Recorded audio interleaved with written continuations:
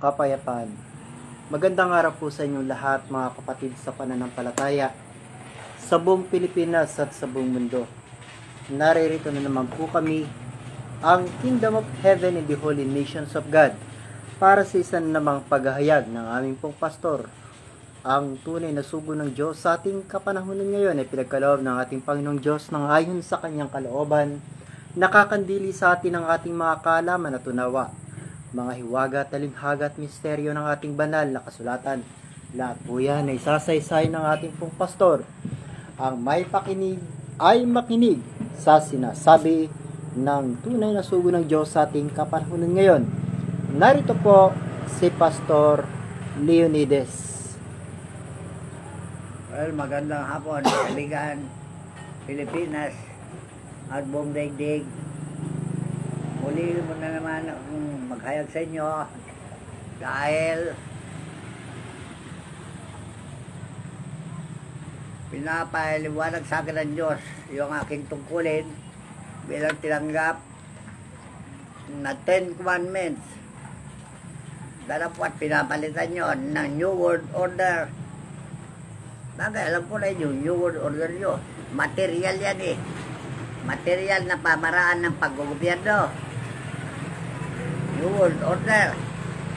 Yan ang Islamic way of faith. Tandaan nyo ang Islamic na tinatawag ay the way para ng mga hentil, mga taong walang Diyos. Dahil yung binabawal ng Diyos, yan ang gusto nyo pairalin, di ba? Kung alin ang ayaw ng Diyos, yan ang gusto nyo gawin.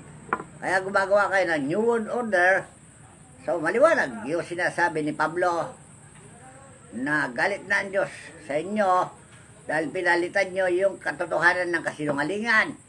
Basahin doon sa Roma 1. Paulit-ulit na lang ito para malaman nyo na ayon ng Diyos yang papalitan nyo yung kanyang order na 10 Commandments na kailangan nga kayong nasa gobyerno, utusan nyo yung mga kumpanya, lahat ng mga patrabante na magtatrabaho na palayain nyo sa araw na linggo para sumamba sila, para mabawasan yung galit ng Diyos. Dahil yung 10 Commandments, obligado tayong magsamba sa araw na linggo. Bakit tayo ba kailangan magsamba? Para matutuhan natin yung disiplina ng ating mga sarili. Para sa ganoon, hindi tayo makagagawa ng labag sa kalooban ng Diyos. Hindi ba ganoon? So, nung panahon ni Pablo, na-realize niya ito mga bagay ito, kaya pinapaliwanag niya dyan sa Roma. Dahil yan ang kahulugan ng mga Romano noong panahon. Kaya sinulat niyo ito sa mga Romano Katoliko. Dahil ang Romano Katoliko noong panahon ni Jesus ay sila ang naghahari na sinasabi niyong Roman Empire, imperyo ng mga Romano, pamamahala ng mga Romano sa tinatawag na material way of worship. Dahil wala naman silang Diyos kasi mga Romano walang Diyos. So, inalo yan sa gawin yung one world religion, Chrislam, di ba? Entonces, nangunguna ang patakaran ng Kristiyanong Katoliko, which is taliwas doon sa paggawa ni Kristo o pananampalataya ni Kristo. Dahil ang Kristo, Kristiyano talaga. Siya ang pinuno ng mga Kristiyano at ito ang kanyang sinabi sa John chapter 4:22 na ayaw ninyo. Ewan ko, bakit ayaw ninyo ang pahayag ng Espiritu? Kasi alam ninyo noon pa na walang lihim na hindi bumunyag ng mga Espiritu.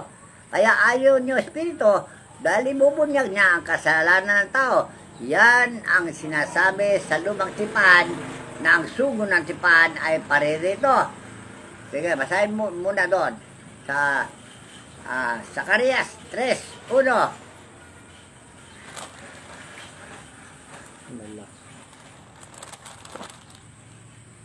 Malakias, Malakias 3:1. Sige. Ang pagdating ng sugo ng Panginoon. narito aking sinusugo ang aking sugo. Ayan, si Jesus ha, sugo ng Panginoon nung panahon niya. Ano sabi niya? Sige, tuloy. At siya'y maghahanda ng daan sa harap ko. At ang Panginoon na inyong hinahanap ay biglang paroroon sa kanyang templo. At ang sugo ng tipan na inyong kinaliligayahan, narito, siya'y dumarating, sabi ng Panginoon ng mga hukbo. Palibasa hindi nyo kilala itong sugo ng tipan na ito na tinutukoy dyan. Si San Miguel Arcangel. Dahil yan ay pulis pangkalawakan. Ang tawag nila, pulis pangkalawakan. Pero siya rin yung hukom ng sangkalagitan. At siya rin ang guro ng mga mandirigma. Noong panahon ng una, siya ang instructor, kung tawagin, director sa mga mandirigma. At ang pagdirigma ay ganito. Sige, tuloy mo. Ngunit sino makatatanan sa araw ng kanyang pagparito? Makatatanan. Sige. At sinong tatayo pagkasi pakikita?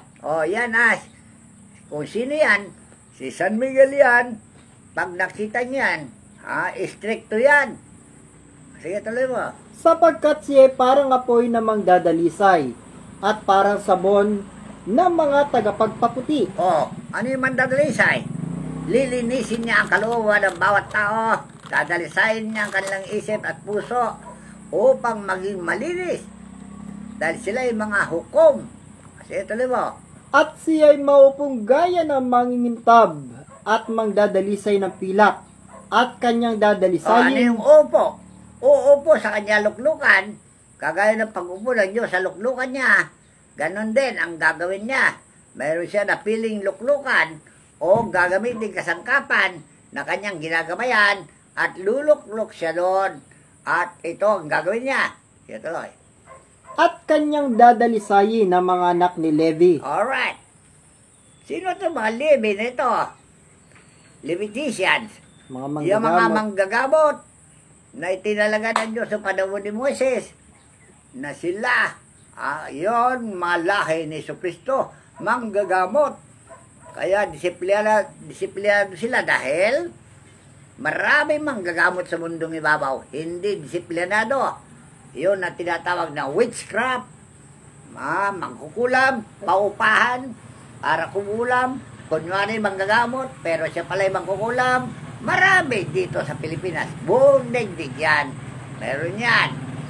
Alright, so, dahil ito ang problema ng daigdig. So, ito si Miguel Arcangel, dadalisayin niya tayo. Pag umupo siya sa kanya luklukan, lilinisin niya tayo para tayo magbago. Ang pagbabago kasi, yan ang importante gawin ng tao para ang tao ay hindi parusahan ng Diyos kung masunuri ng tao. Tanda nyo ituloy mo pa. At kanyang pakikinising parang ginto at pilak at sila magahandog sa Panginoon na mga handog sa katuwiran. Alright. Ano yung handog? Yung sarili, handog nila sa Diyos. Hindi sa kalikuan, kundi sa katuwiran Diyos. Ay handog nila kanila sarili. Dahil yun din na sinabi ni Pablo sa Roma 6. Ang handog, ialay mo sarili mo sa Diyos na maglingkod. Yan ang tunay na handog. Hindi ka mukha yung handog na una. Pag alis ng kasalanan, ihandog nila ang mga baka toro.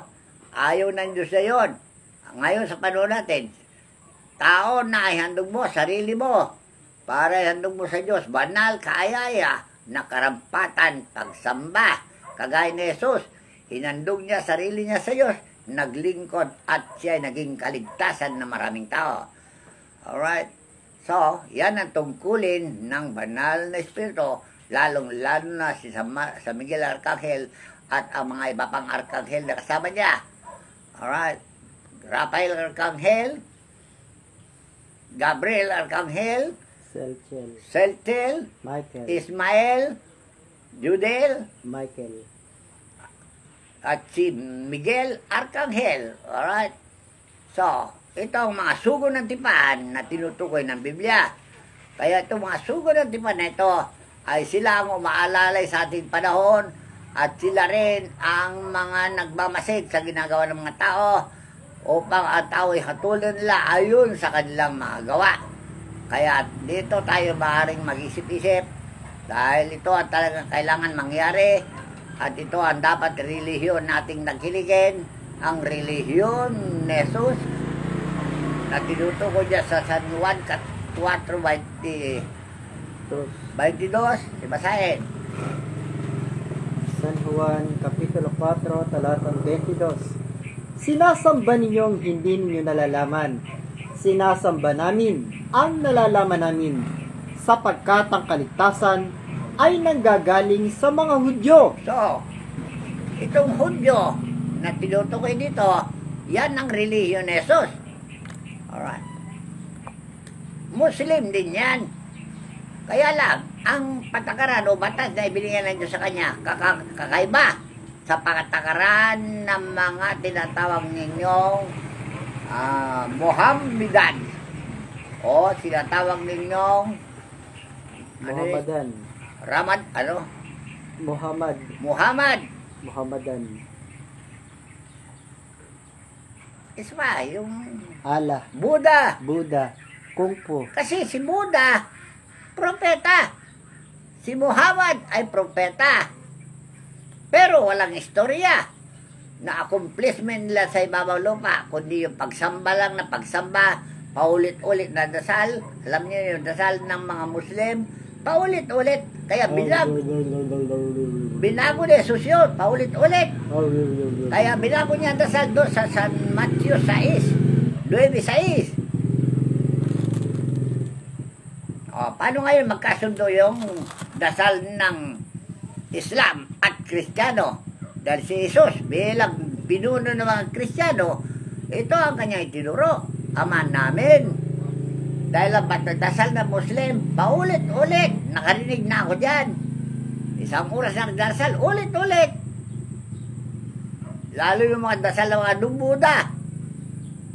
Nakita ko na yan. So, alam ko ang sinasabi ko, dahil paulit-ulit lang nasalita, hindi naman pinapakinggan ng Diyos. Basahin mo. Mateo Kapitulo 6, talatang 7 hanggang 9. At sa pananalangin ninyo ay huwag ninyong gamitin ng walang kabuluhang paulit-ulit na gaya ng ginagawa ng mga hentil. O, kita na. So, paano kayo magkasundo ang Kristiyano at Islam kung itong uri ng dasal ay hindi magkasundo?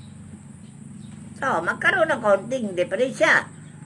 Kung halimbawa man matuloy yung Krislam ninyo, alright, sino ang referee dito? Hindi ba ang mga batas na material? So, paano ito batas na material?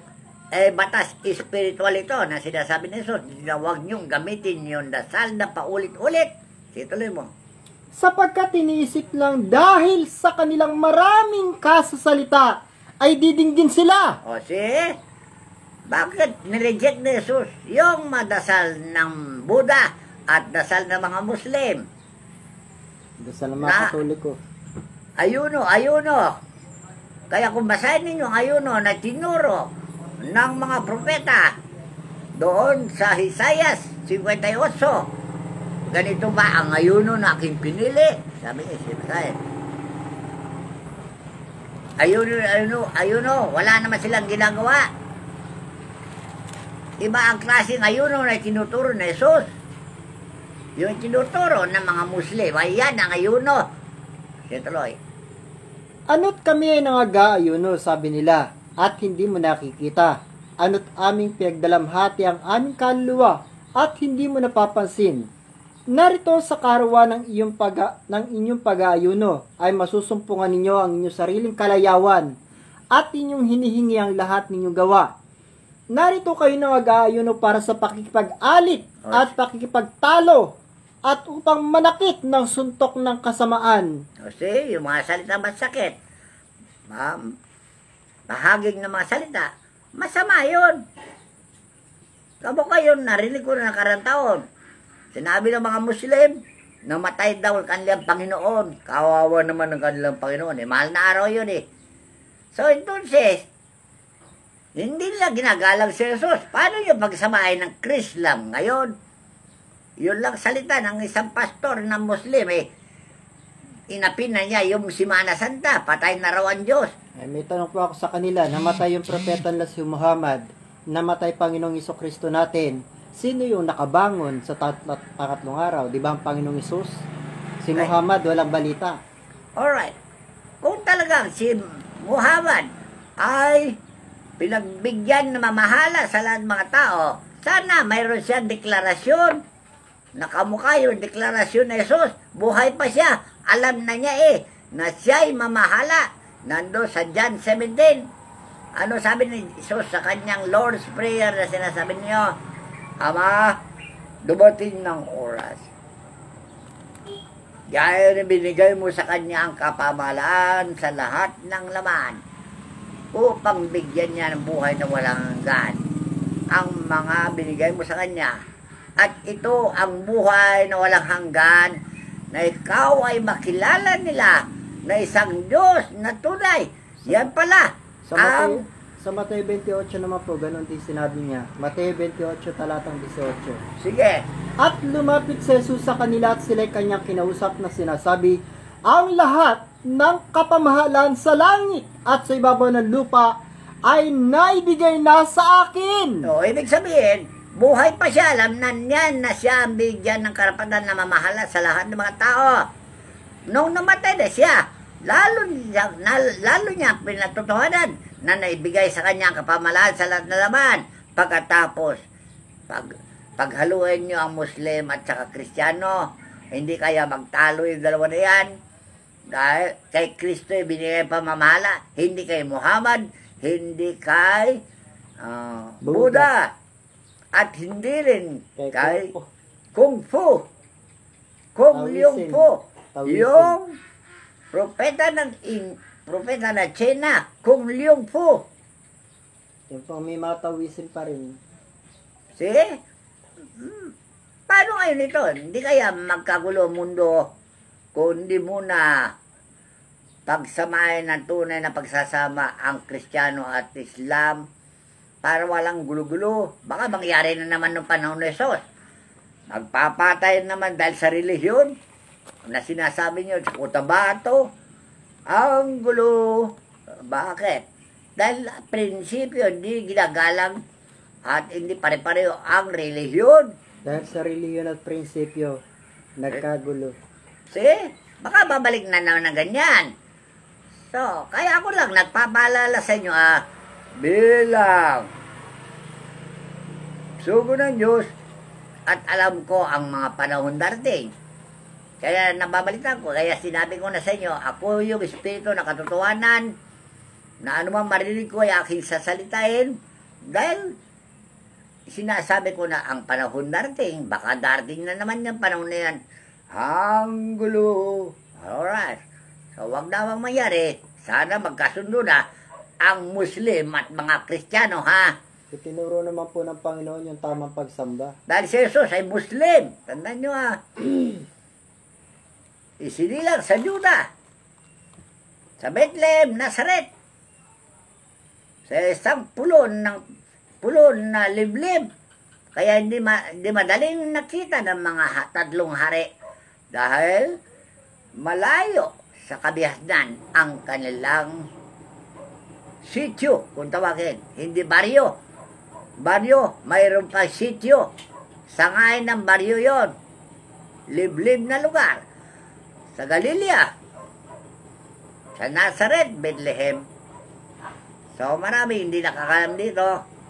Pero ngayon, sinabi ko na sa inyo, isang liblib na lugar, sityo, kung tawagin, sityo ng Nazaret. Sityo ng Bethlehem. Alright. O baryo ng Bethlehem, sityo ng Nazaret. Ito po, tuloy natin sa Hawak Kapitulo 4, talatang 23. Sige, basahin. Tinuro po kasi ng Panginoon kung paano tayo sasamba. Datapwat dumarating ang oras at ngayon nga, nasasambahin ng mga tunay na mananambang Ama sa Espiritu at katotohanan. O, ang mga Buddha ba o Muhammad, sumasamba ba sa Espiritu o sa pangalan lang ng kanilang propeta? Dumating ba yung Espiritu ni Propeta Muhammad sa kanila para magsalita? Wala pong narinig. Dapat meron kayong revelasyon para malaman namin. Dahil kung totoo yan, bakit hindi kami sasamba? Kung talagang nakapasa siya sa kanyang misyon sa Mama Lupa. Hindi ka mukha ni Jesus. Nakapasa siya. Kaya yun ang binanggit niya doon sa nakapako siya sa cross. Ama, natapos ko na. So, anong natapos niya? Yung tungkulin niya sa Mama Lupa na paghayag ng katotohanan. Kaya ang hula, nagtapos kay Jesus eh. Hindi naman nagtapos kay Muhammad eh. Hindi nagtapos kay Buddha eh. Dahil wala naman istorya tungkol kay Muhammad at Buddha. Basta ganun na lang, original na Muhammad, o wala naman accomplishment dito sa daigdig.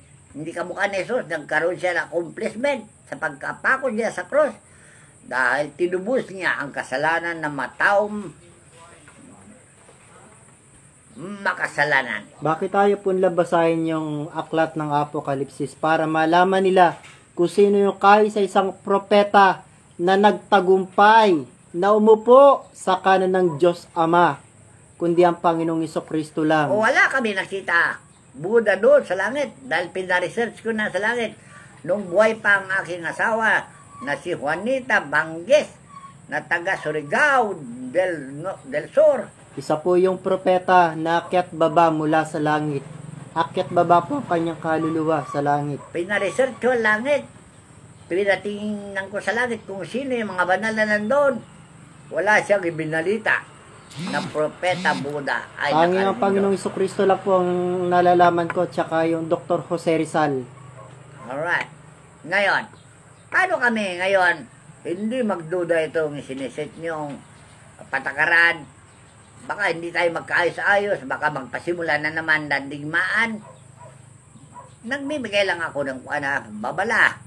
Baka mangyari nga ng ganoon kung ganyan ang pairali nyo. Ang narinig ko pa ay yung templo na tinayo diyan sa Malaysia. Yan ba talaga ang templo ng Diyos? Third Temple. Third temple sinasabi nyo. Ano ba talaga tunay na templo na sinasaysay ni Pablo doon sa Corinto 3:16?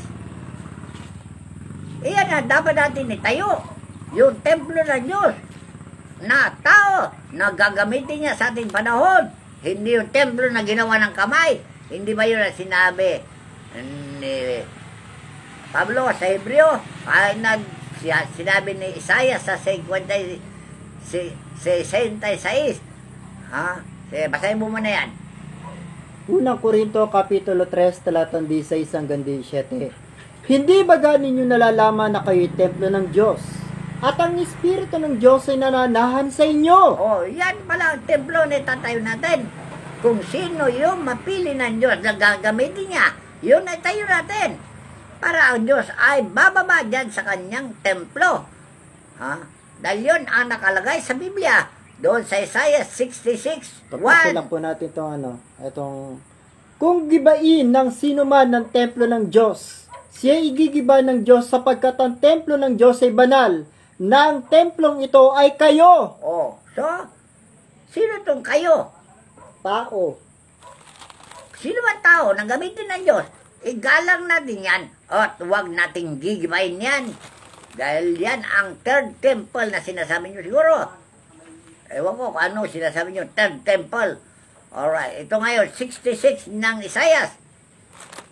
Ganito ang sabi ng Panginoon, ang langit ay aking luklukan, at ang lupa ay aking tungtungan. Anong anyong bahay ang inyong tatayo sa akin? At anong dako ang magiging aking kapahingahan? Talinghaga po itong lahat. Talinghaga yan. Langit ay aking luklukan. Alam nyo langit? Yun ang panahon ng creation. Siya yan. Sinutukoy. Nilikha niya ang langit at lupa. Di ba? Tao yan. Yan din ang tinutukoy ni Isaiah. Uupo siya sa espiritu at tutugtog siya sa lupa. yung katawan mo, tutungtungan niya. Pero yung kaluluwa mo, yan ang kanyang upuan, at yung katawan mo, siya ang kanyang tutungtungan. Kaya ano man yung bahay, handa yun sa akin, sabi niya. Maruming bahay o malinis na bahay? Ang bahay po ay katawan po ng tao. Banal na bahay o material na bahay? Kaya nga, hihandog natin sarili para gamitin niya. Yun ang sinabi ni Pablo doon sa Roma 6:13.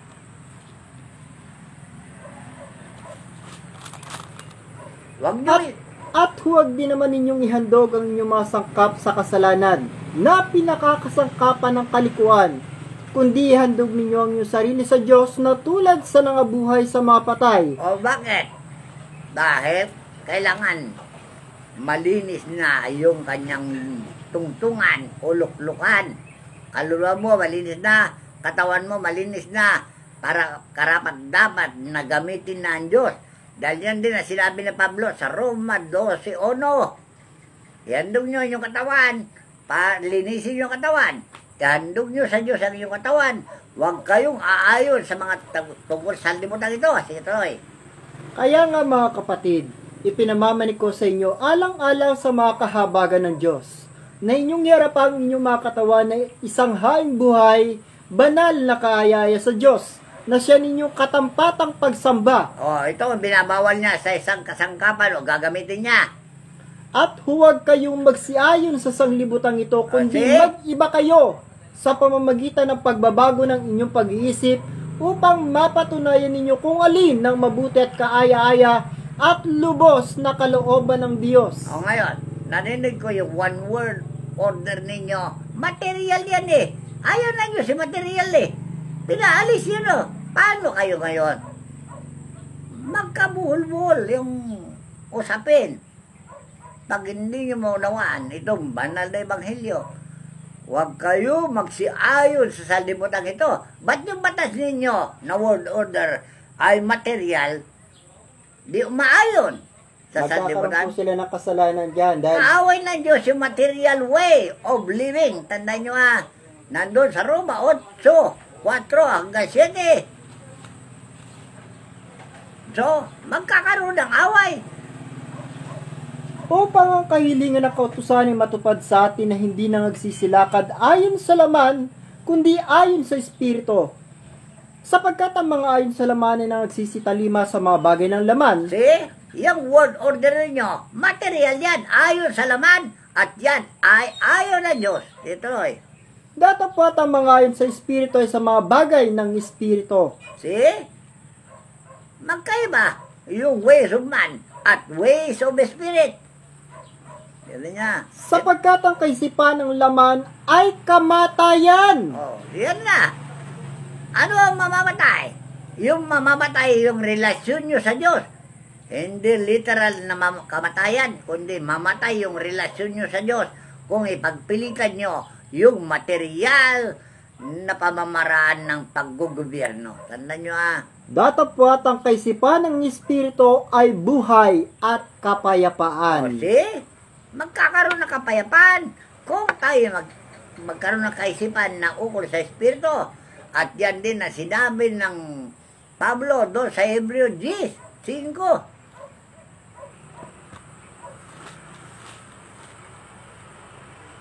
Kaya't pagpasok niya sa sanglibutan, ay sinasabi, Hain at handog ay hindi mo ibig, ngunit isang katawan ang sa akin ay inihanda mo. Ihanda mo. Ihanda mo. Alright. Ang katawan nyo, ihanda ninyo para gamitin ng Espiritu Santo. Huwag kayong magsisiayon sa patakaran ng salimutan ito, kundi sa patakaran ng mga banal na Espiritu. Okay na. Ituloy mo. Ano yung hain at handog? Ano man pera, ano man ihain mo sa Diyos, hindi niya tatanggapin yan, kundi ang gusto niyang tanggapin na hain ay ang iyong sariling katawan. Ihandog niyo sa Diyos para gamitin niya sa kanyang katuwiran. Roma 6:13.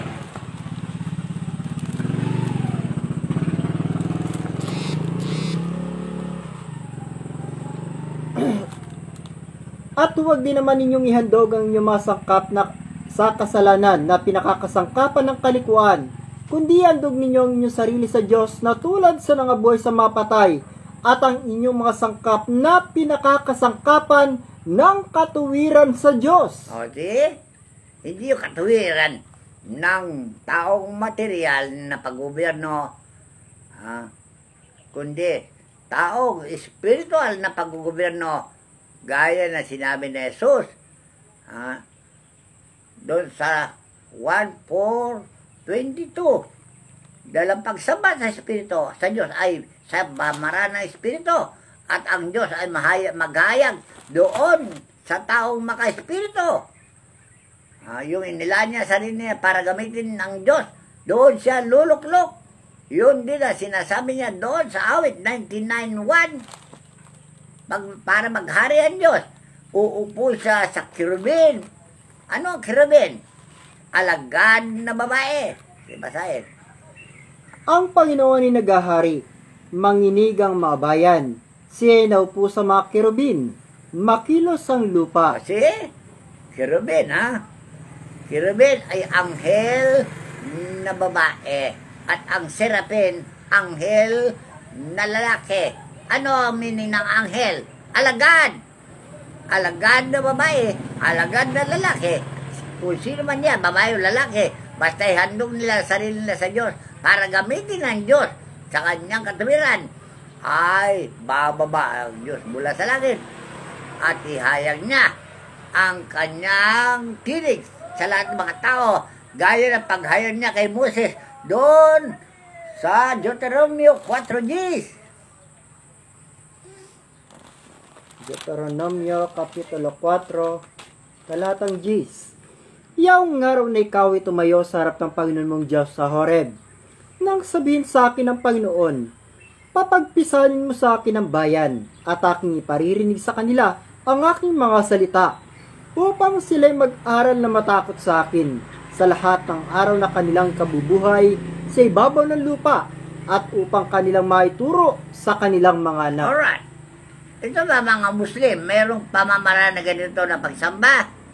Naniwala sila kay Moses, pero hindi lang magawa itong pinagagawa ng Diyos kay Moses, na iparinig ng Diyos ang kanyang tinig sa Israel, para matakot ang Israel sa Diyos, para hindi magkasala. Dahil yun ang sinabi niya sa mga Israel, natakot sila nung kausapin nila ang Diyos, baka mamatay daw sila. Ano sabi ni Moses? Huwag kayo matakot, dahil ang Diyos ay naparito upang subukin kayo, upang huwag kayo magkasala. Hindi ba yun ang sinabi na doon sa Exodo? So, parinig ito ang Diyos, iparinig niya kanyang tinig. Kaya lang, ihanda nyo ang isang tao na gagamitin niya, kagaya ni Jesus na hinanda ni Juan at ginamit ang Diyos si Jesus. Ngayon, walang maniwala kay Jesus na siya ginamit ng Diyos sa panahon niya. Ngayon, sa panahon natin, sino ang gagamitin ng Diyos sa inyo? Nakahanda na ba kayo para gamitin ng Diyos, para maghayag, naghayag ng paghayag ni Jesus? Dahil nung panahon ni Jesus, naghayag ng salita ng Diyos. At ito ang kanyang sinabi, yung sinabi ni Moises doon sa Deuteronomio 18, ginawa ni Jesus nung panahon niya. Basahin yung Deuteronomio. Aking palilitawin, yun po ba?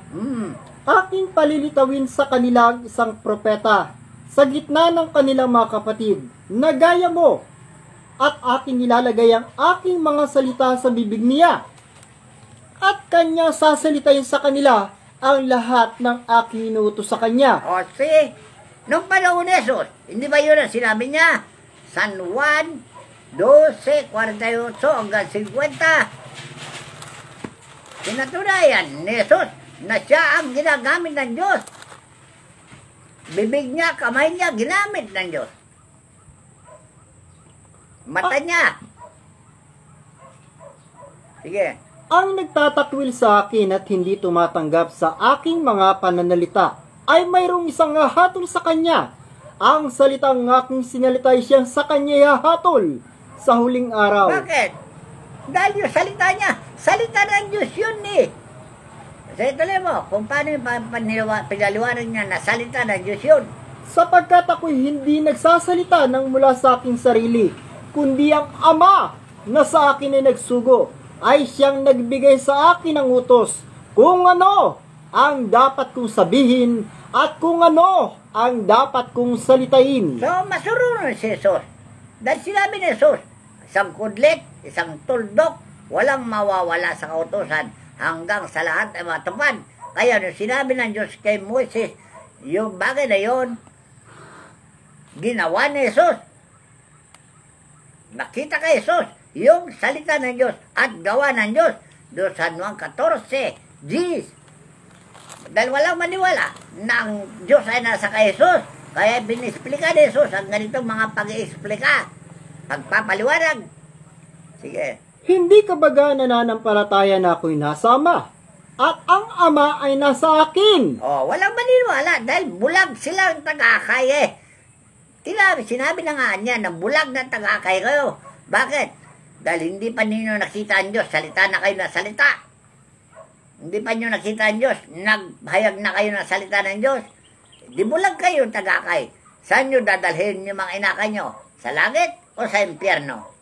Dahil yung mga inakay ni Jesus, dinala niya lahat sa langit. Kahit na namatay sila lahat, nandun na sila sa langit lahat. Lahat ng mga pastor niya na pinatay ng mga tao. Pati siya, pinatay ng tao, nasa langit sila lahat. At tuwing bababa sila rito sa templo namin, si Jesus at 12 niya alagad ay nakikita namin. Gets nyo? Saan siya naroon ngayon? Di ba yun ang sinabi ni Jesus? San Juan, San Juan 17:24. 24 ba yun? O 17:24. Ano ang dasal niya sa Ama? Ama, yaong mga ibinigay mo sa akin ay ibig kong kung saan ako naroon, sila naman ay dumong kasama ko upang makita nila kaliwalatian ko na ibinigay mo sa akin, sapagkat ako yung inibig bago natatag ang sanglibutan. No, pinakikita niya talaga. Yung gawa niya ay gawa ng Diyos. At sa panahon natin, ganun din. Kung saan siya naroon, dumuon naman lahat ng tao. Hindi nyo alam na ang Diyos ay nasa mga espiritista. O maniwala kayo sa mga espiritista. Sabi nyo, sumasambal sila sa mga karumaldumal na espiritu. Sinagot lang na Jesus yan. Banal na espiritu ang tinatawagan nila, hindi demonyo. Nasa Lucas, Kapitulo 11, 12 at 13. At yan ang sinasamba ng mga espiritista sa daigdig. Gano'ng karami na espiritista, makakala nyo? Mag-survey kayo. 30 million na lahat yan, entire Philippines. Tanda nyo 30 million. Ilan ang populasyon ng Pilipinas? 110 million. O, 110. Hindi nakuha na yung 1/3 ng populasyon ng Pilipinas. Hindi nyo alam na sinabi ng Diyos sa akin. Wala sa Biblia na pinag-usapan namin dalawa. Dahil nakakausap ko ang Diyos. Alam mo sabi niya? Makuha mo lang ang 1/3 na populasyon ng iyong bansa. Manalo na tayo. So, ano yung ibig sabihin yung manalo? Magwagi na si Jesus, maghahari na. Dahil marami na siyang butante. 30,000 na ang butante niya. Alright. Ang panig sa kanya kung tawagin. Sa palagay nyo kaya, kung ipagpilitan nyo, Krislam na yan, hindi magkakaroon ng alitan kaya o diskusyon. Pero sinabi ni Kristo sa akin, make love, not war. Nakita na, walang gera, pag-ibig ang ipairal mo. Alright.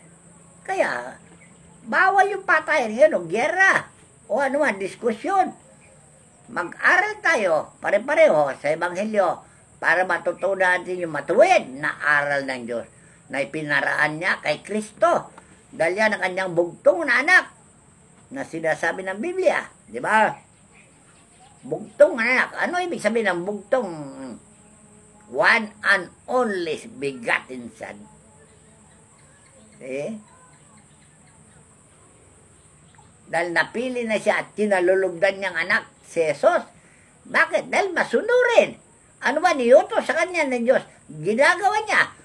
Oh, yun na sinasabi niya doon sa San Juan 14, 11. Doon naman sa San Matthew 12. Lahat na salita ng Diyos, sinasalita niya. O sino sa inyo nakagawa nito? Pero sabihin ko sa inyo, totoo, sa panahon natin, mayroon na nakagawa yan. Tandaan nyo at yan ang sinasamba namin. Kung saan siya luwak-lok at nagsasalita at gumagawa, pinupuri namin at pinararangalan. Alright. Juan Kapitulo 14, talatang 11. Magsisampalataya kayo na sa akin na ako'y nasa Ama at ang Ama ay nasa akin. O kung di kaya'y magsisampalataya kayo sa akin dahil sa mga gawarin. Anong ginagawa kasi ni Jesus? Hindi ba niya nililibot ang buong Galilea? At ito ang nangyari sa ibaturo nyo. Katotohanan sinasabi ko sa inyo. Ang sa akin ay sumasampalataya ay gagawin din naman niya ang mga gawang aking ginagawa. Oh, anong ginagawa ni Jesus? Sa Matthew 23, 4:23. Yan ang ginagawa namin. Dahil pinagagawa niya. Ano sabi niya? Yung ginawa ko, gayahin ninyo. Kaya ginagaya namin yung gawa niya. At ito ang ginagawa namin. Nililibot namin ang buong Pilipinas, nangaral ng Ebanghelyo, ng gagamot ng lahat na may karamdaman sa mga tao. Sibasahin. At nilibot ni Jesus ang buong Galilea na nagtuturo sa mga sinagoga nila at ipinangangaral ang Ebanghelyo ng kaharian at nagpapagaling ng lahat ng sari-saring sakit at ng lahat ng karamdaman na nasa mga tao. Oh, hindi ba sinabi ko na sa inyo? Yan din ang ginagawa namin. Throughout the Philippines, marami na kaming pinagaling. Kaming mga espiritista. Tandaan nyo dahil kami ay sumasamba sa banal na espiritu, hindi sa demonyo.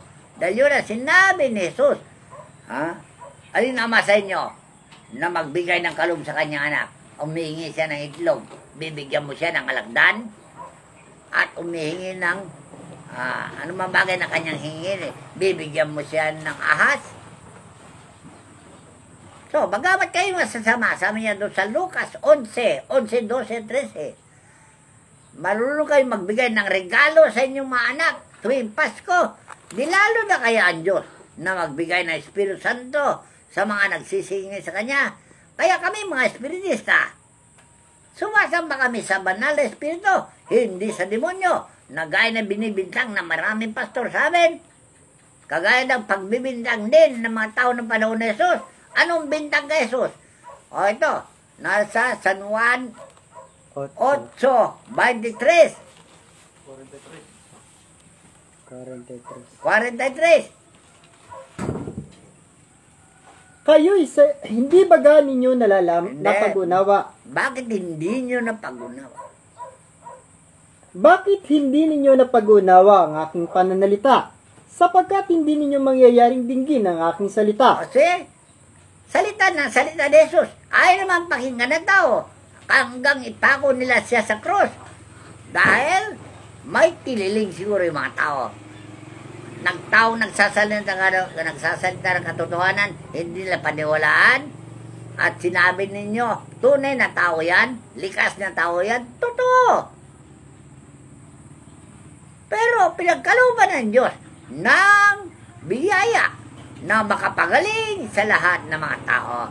Dahil siya'y anak ng biyaya na tinutukoy ni Pablo. Ano yung biyaya? Gift, kaloob ng Diyos, banal na espiritu, nasa Kanya ang Ama mismo. Siyempre mo. Kayo'y sa inyong amang Diablo, at ang mga nais ng inyong ama ang ibig ninyong gawin. O, see? Kamo kayo batas na ginagawa nyo ngayon. See, 1869. Galing ba sa Diyos yan? Hindi O po. galing sa Diablo? Ayaw ng ama ng batas na yun. So, unawain nyo, sinasabi ko nanggaling ba sa Diyos ang batas na yan? O galing lang sa inyo? Galing lang sa kanila. Alright. Labag daw po sa kalooban ng ama yung batas Alin na sa ginawa dalawa nila. yan? Yung 10 Commandments? O yan, pinapiral nyo ang batas na yan? Saan galing yung Ten Commandments? Hindi ba sa Diyos? Bakit nyo binabago ngayon ang Ten Commandments? Magkakaroon po sila ng kasalanan. Napapalitan lang yung Ten Commandments. Hindi. Maliwanag. Na tao sila samba ninyo, hindi Diyos. Hindi tama yung sinabi ni Jesus. Sinasamba namin ang nalalaman namin. Kayo, sinasamba ninyo ang tao na lumikha ng batas na yan. Sila ang sasambahin ninyo. Mag-isip-isip kayo. Yun po yung sinabi Tao ba kayo normal ba o abnormal? Yun po sinabi ni San Pablo. Sige, basahin. Sapagkat pinalitan nila, dito po sa Roma Kapitulo 1, talatang 25. Sapagkat pinalitan nila ang katotohanan ng Diyos ng kasinungalingan, at sila'y nagsisamba at nangaglingkod sa nilalang, kaysa sa lumalang na siyang pinupuri magpakailanman. Sino sinasamba nyo ngayon? Hindi ba yung mga pangulo nyo? Nagmula kay Bongbong Marcos? Diyos ba yan si Bongbong? Hindi ba nilalang lang yan? Bakit si Jesus? Nilalang din ang Diyos yan eh. Pero, nasa kanya ang Diyos. Di ba? Anong pagkakaiba ni Bongbong at saka si Jesus Cristo? Laki ng kaibahan. Ipakita ni Bongbong kung nasa kanya ang Diyos. Sasambahin namin yan. Kahit na tao lang siya, kung nasa kanya ang Diyos, sambahin namin yan. Tanda nyo Dahil yan ang utos naman ng Biblia eh. O, basahin. Roma 13. Roma Kapitulo 13. Ang bawat kaluluwa ay pasakop sa mataas na kapangyarihan. O, di ba mataas ang presidente? Ang tanong, nasa kanya ba ang Diyos? Kamukha ni Moises? Nung maghari si Moises sa Egypto, ay doon sa Israel, nasa kanya ba ang Diyos? Talaga, nakakausap niya ang Diyos. Kaya ang Diyos ang nagbibigay sa kanya ang tungkulin na dapat niyang gawin. Kaya nasulat yan sa Deuteronomio. Lahat yan ang tapusin ng Deuteronomio. Pati yung batas ng paghiwalay, nandyan yan. Pati yung batas ng mga pagsweldo sa mga tao, nandyan yan. At nilalabag nyo lahat yan. Paano kayo gagalangin? Nagaya na sinabi ni Pablo doon sa 13 ng Roma. Basahin.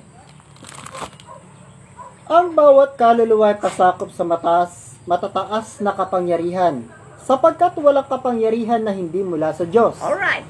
Hindi ba yung kapangyarihan ng presidente yan ay galing sa Diyos, gaya ni Moises?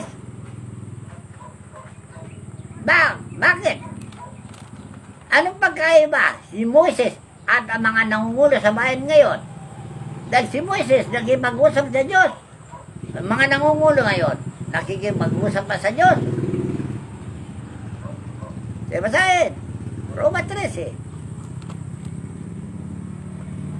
At ang mga kapangyarihang yao'y hinirang ng Diyos. So, hindi lang ng Diyos ang paggobyerno. Dahil yan ay reklamo ni Moises. Doon sa Deuteronomio 1:9. Dahil hindi niya kaya pamalaan ang buong daigdig mag-isa niya. Kaya naghirang ng Diyos na kasama niya. Inutos ng Diyos na manghirang si Moises na kasama niya para mamahala.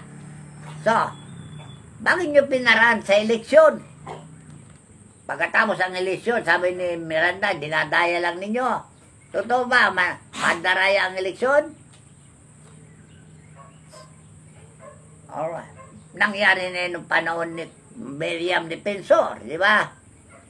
Nangyari na rin nung panahon ni Fernando Po Jr.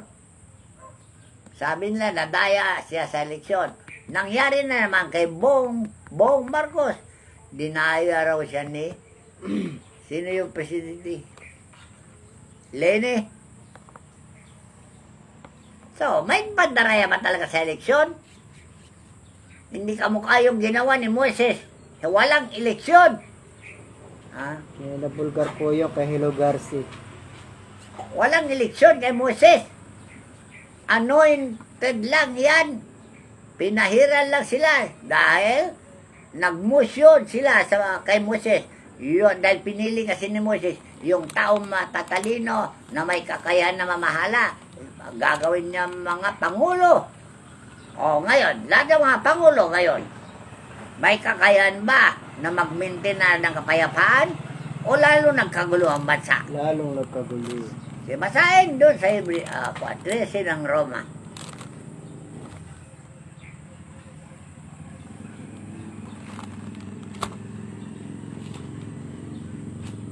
Roma 13.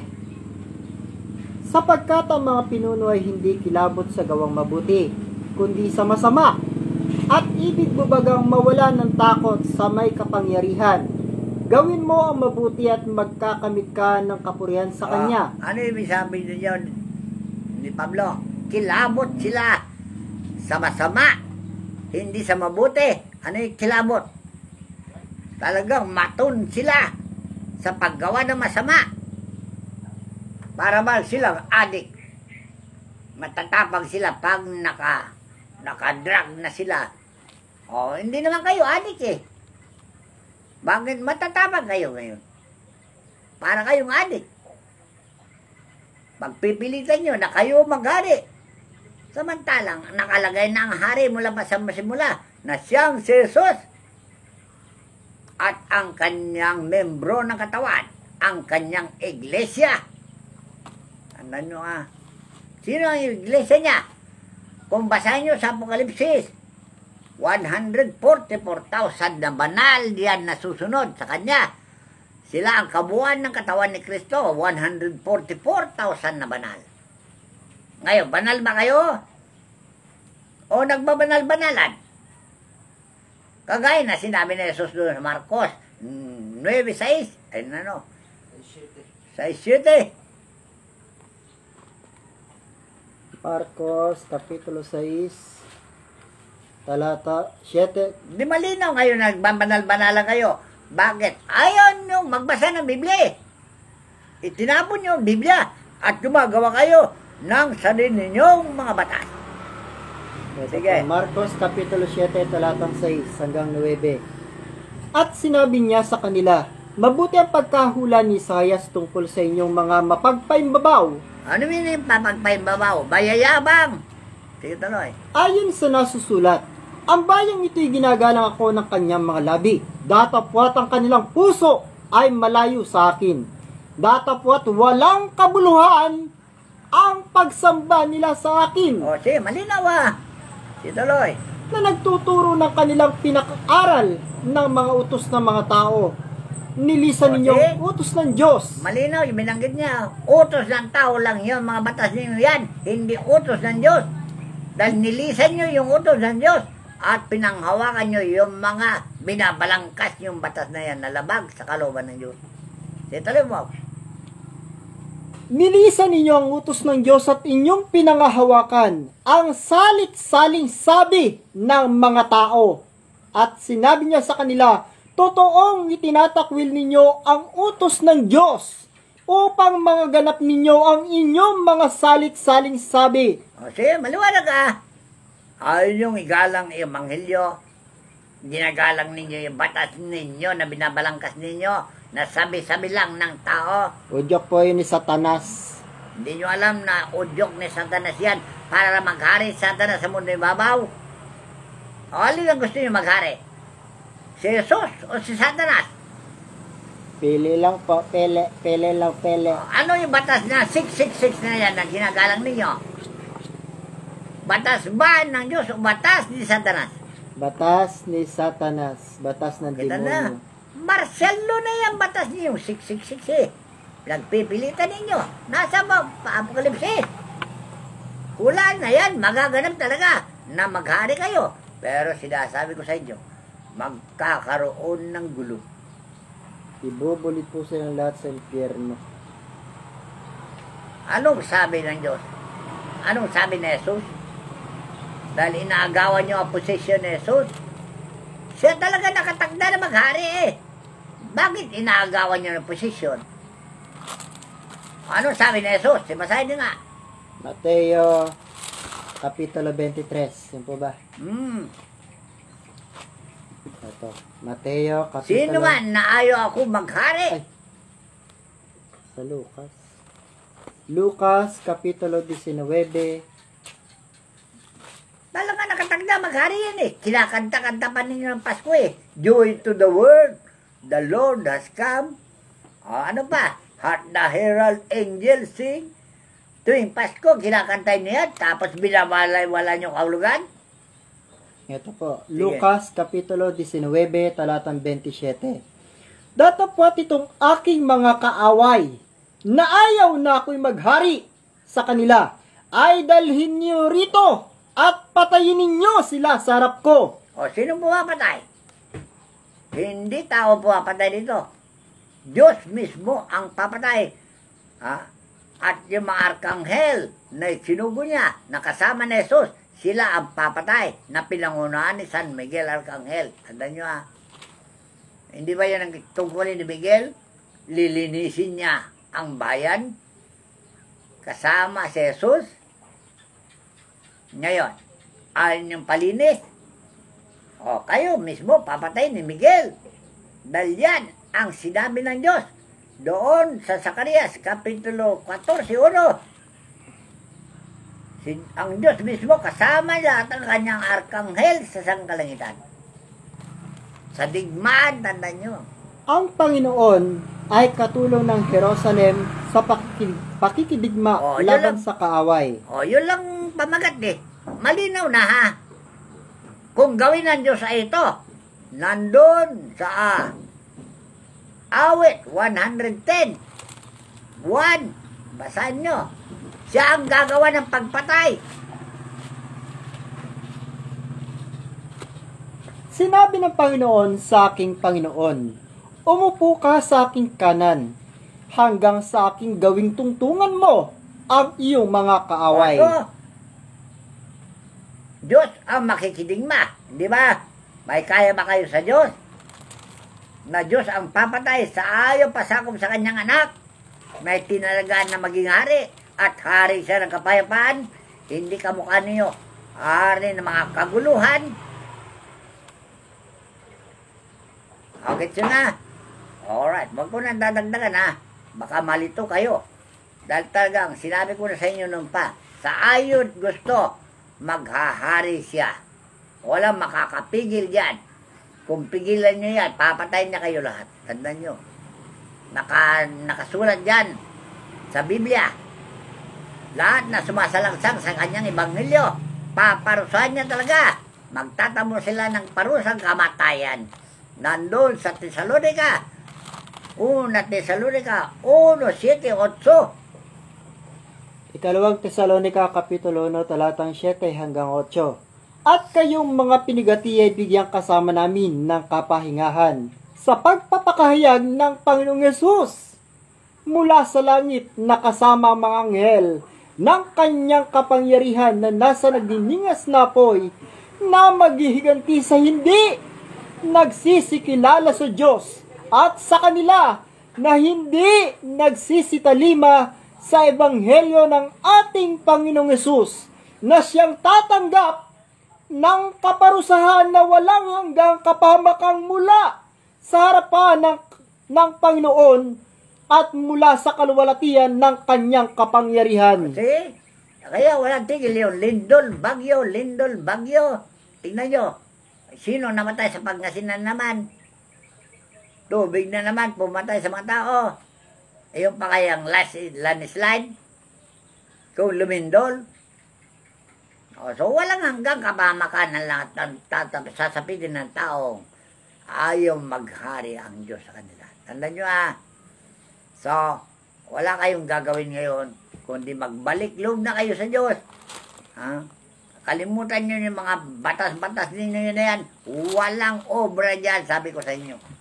Hindi mag-click yan sa langit. Hindi niya pipirman lang dyan. Dahil ang batas niya, kailangan maghari. 10 utos. Naigalang nyo yung araw na Sabat. Lahat kayong mga trabante sa buong Pilipinas, buong daigdig, itigil niyo yung pagtatrabaho linggo. Magsisamba na kayo para tuparin natin yung sinabi ni Pablo sa Hebreo, mga aralan at mga turuan ng bawat isa sa atin. para matutuhan natin ang lahat ng mga matutuwid na bagay ng Diyos, para ang Diyos naman ay hindi magagalit. Makita na. Pero kung salangin sa inyo ang Diyos, bahala kayo. Dahil yan ang mga minimiti ni Pablo, na tayo makarating doon sa hangganan ng kadalisayan ng pagsamba at mga gawang matutuwid sa mundong ibabaw nito, hindi yung mga gawang katarantaduan, bulastugan. Ayaw ng Diyos yan. Alright? So, magbalik loob na tayo sa Diyos. Dahil gusto ng Diyos, makapiling niya tayo lahat. Dahil nagsawa na siya, nakaatsa sa impyerno, sa mga anak niya, mga Suwael. Nakakapagod talaga mag-atsa sa impyerno. Dahil lahat ng hindi pasakop sa kanya, sa impyerno lahat, tandaan nyo, nandun sa Apokalipsis 21:8. Hindi ka nasawa ang mga anak mo, itapo mo sa impyerno. Mabuti ba si Jesus nakarating sa langit? Yung mga anak niya na Suwael, napunta ba sa langit o sa impyerno? Ano ang ginawa nila? Bakit na impyerno sila? Basahin. Ngunit sa mga duwag, at sa mga hindi mananampalataya, at sa mga kasuklam-suklam, at sa mga mamamatay tao, at sa mga mapakyapid, at sa mga manggagaway, at sa mga mapagsamba sa Diyos-Diyosan, at sa lahat ng mga sinungaling, ang kanilang bahagi sa dagat-dagatang nagnininga sa apoy at asupri, na siyang ikalawang kamatayan. Alright. Ilang beses na kayo hinatsa sa impyerno? Hinango sa impyerno, isilang ulit, matapos ihatsa na naman kayo sa impyerno, pagkatapos yung termino ng pagkabilanggo nyo, hanguin na naman kayo, isilang na naman ulit. Ganun pa rin. Hindi ba nakakasawa, puro impyerno kayo lang yan? Yan ang hiwaga ng buhay na hindi nyo alam. Reincarnation. Paulit-ulit ng pagsilang, dahil mayroon na sinilang na 20 beses, mayroon na sinilang na 15 beses, mayroon sinilang na 9 na beses, hanggang sa 7 beses. O paano? Yung panay atsa niya sa impyerno sa kanyang mga anak. Kahit nga, sino? Kahit na ama, nasasawa na. Ha? Nagsasawa na sa kaatsa sa inyo sa impyerno. Kaya gusto niya, magbalik na tayo sa langit. Tandaan nyo, at itinuro na Jesus ang daan papunta sa langit. San Juan 14:1. Pinag-alilanganin nyo kasi yung anak na itinuro niya ang daan papunta sa langit. Ngayon, maghahari na siya, ayaw pa ninyo paghariin para tayo lahat na makarating sa langit. Sige. Huwag magulumihana ng inyong puso. Magsisampalataya kayo sa akin. Magsisampalataya naman kayo sa akin. Magsisampalataya ka sa Diyos. Huwag magulumihana ng inyong puso. Magsisampalataya kayo sa Diyos. Magsisampalataya naman kayo sa akin. Sa bahay ng aking ama. Sa bahay ng aking ama ay maraming tahanan. Kung di gayon, ang sinabi ko sana sa inyo. Kundi ganyan ang ginagawa ninyo. Sabi niya. Sapagkat ako'y paroroon upang ipaghanda ko kayo ng dakong kalalagyan. At kung ako'y pumaroon, at kayo'y may paganda ng kalalagyan, ay muling paririto ako at kayo'y tatanggapin ko sa aking sarili. So, marami naghihintay sa pagbabalik ni Jesus. Nakarating na, tagal na eh. Mula pa nung sinilang ako sa Espiritu, kasama ko na siya sa paglilingkod. Pero hindi nyo nakilala at hindi nyo nakita na siya'y nasa akin. Bakit? Bulag kasi kayo eh. Hindi bukas ang inyong mga mata. Dahil ang sabi ni Jesus ay ganito, mapalad ang mga may malinis na puso at makikita nila. Para kung makita nyo ang Diyos, kung saan siya naroon, doon kayo pumunta. Upang kung saan ako naroroon, kayo naman ay dumuon. O, see? Yan, ang pangako ni Kristo. Nasa langit na siya. Ayon makarating sa langit, itinuro ba yan ni Buddha? Itinuro ba yan ni Muhammad? Itinuro ba yan ni Kong Liog po? Si Kristo lang ang nagturo. Tandaan nyo para makabalik tayo sa langit. So, ano sabi? Sa bahay ng aking ama ay maraming kalalagyan. Kundi ganyan ang ginagawa nyo. Suwail kayo. Hindi kayo maniwala sa akin. Naniwala kayo sa Diyos, pero hindi kayo naniwala sa akin. Dahil siya ang bugtong ng Ama. Naniniwala po sila sa mga propetang wala namang mga nagawa. Naniwala kayo kay Buddha, wala naman nagawa ng ganung gawa ni Jesus. Sino po ba propeta ang nakagawa ng maraming makapangyarihang gawa kundi ang Panginoong Jesucristo lang? So, maliwanag upang kung saan ako naroon, ay dumuon kayong kasama ko. Ang ganda, upo ni Jesucristo. Pero hanggang ngayon, may balita na naman, pag mag-ibanghelyo ka kay Kristo, ikukulong ka na naman. Ano ba klase kayo mga tao? Batas po yun ni Satanas. Ano kayo klaseng tao kayo Hindi naman kayo adik Hindi naman kayo lasing. Magtino-tino na kayo, sinabi ko sa inyo. Pagsisi na po kayo at magbago habang may pagkakataon pa. Ipinakita sa akin ng impyerno, tandaan nyo ang daming kaluluwa, nahiyaw, iyak na iyak doon, hindi sila makaalis.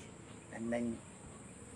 Ito po yung huling mensahe, galing po sa Exodo, Kapitulo 23, talatang 20 hanggang 22. Narito aking sinusugo ang isang anghel sa unahan mo, upang ingatan ka sa daan, at upang dalhin ka sa dakong aking inihanda sa iyo. Mag-ingat kayo sa kanya at dinggin ninyo ang kanyang tinig. Huwag ninyong mungkahiin siya, sapagkat hindi niya patatawarin ang inyong pagsasalangsang, sapagkat ang aking pangalan ay nasa kanya. Datapat kung didinggin mong lubos ang kanyang tinig, at gagawin mo ang lahat ng aking sinasalita, ay magiging kaaway nga ako ng iyong mga kaaway. Kaalit ng iyong mga kaalit. Yan ang digma ngayon. Tandaan nyo Kaya wag na kayo makipag-away sa Diyos. Makikasundo na kayo sa Diyos.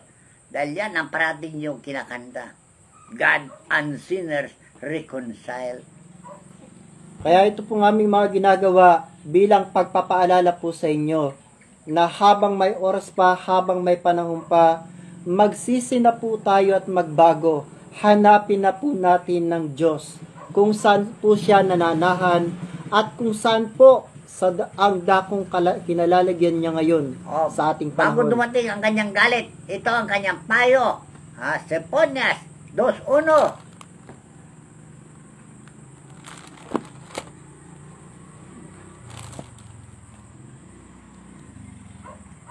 Sepanias, Kapitulo 2, talatang 1. Ang bayan ay pinagsabihan na hanapin ng Panginoon. Yan. Kaya ang tungkulin talaga ng tao. Bawat sanggol na sinisilang sa ibabaw ng lupa, piniiyak ng mga nurse. Kung di iyak, papaluin sa puwet para umiyak, para mabigkas niya yung panata niya na uha. Ano ibig sabihin yun? Opo, Ama, hahanapin kita. Nananata kayo na hindi kayo makatupad. Ito na. Sinabi ko sa inyo, ang hiwaga ng buhay. Kaya ngayon, hanapin na ninyo ang Diyos bago mahuli ang lahat. Dahil yan ang pasya niya. Sige, basahin mo sa Seponias.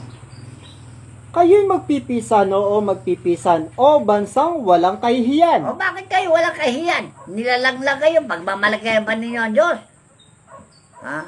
Kayo ba naglalang ng mundo? At kayo ang sambahin namin? Di ata. Diyos ang sambahin namin, hindi tao. Bago kami sumunod sa tao, sa Diyos muna. Yan ang sabi ng mga apostol sa gawa. Kahit nasa Apokalipsis. Tuloy mo. Bago ang pasya'y lumabas, bago dumang parang dayami ang karawan, bago dumating sa inyo ang mabangis na galit ng Panginoon, bago dumating sa inyo ang karawan ng galit ng Panginoon, hanapin ninyo ang Panginoon ninyong lahat na maamo sa lupa, na nagsisigawa ng ayon sa kanyang kahatulan. Hanapin ninyo ang katuwiran, hanapin ninyo ang kaamuan, kay pala ay malilingid kayo sa kaarawan ng galit ng Panginoon. Alam niyo, galit ng Panginoon, yan ang sinasabi yung big one. Interested kayo sa big one? Para kayo tao ng panahon ni Noe. Excited sila na excited sa baha. Nung mamatay sila, saka sila nagsisi. Ay, kala ko hindi totoo. Totoo pala. Mamamatay na. Wala na magawa. ganyan ang mangyari sa inyo. Kung mamamatay kayo, saka pala kayo magsisi. Huwag nawang mangyari ha. Hindi ko pa intulot yan. Dahil history repeats itself. Tandaan nyo. Nangyari noon, mangyayari muli. Hanggang dito na lamang po ang aming pong pagpapaalala sa inyo. Maraming salamat po sa lahat po ng mga taong tumutulong sa Kaharian po ng Langit. At maraming salamat po sa lahat po ng mga taong patuloy na nakikinig ng mga tunay na aral po ng pastor. Ang lahat po ng kapurihan, kapangyarihan at karangalan ay ating itinataas sa ating dakilang Ama. Siya nawa.